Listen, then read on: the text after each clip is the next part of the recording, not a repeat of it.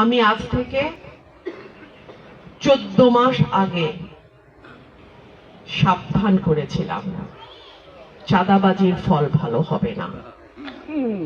বলে দিয়েছিলাম মানুষ কিন্তু এটাকে ভালোভাবে নিচ্ছে না। ভোট হোক, রেজাল্টে আপনারা দেখবেন। আমি আজ থেকে 14 মাস আগে সাবধান করেছিলাম চাঁদাবাজির ফল ভালো হবে না।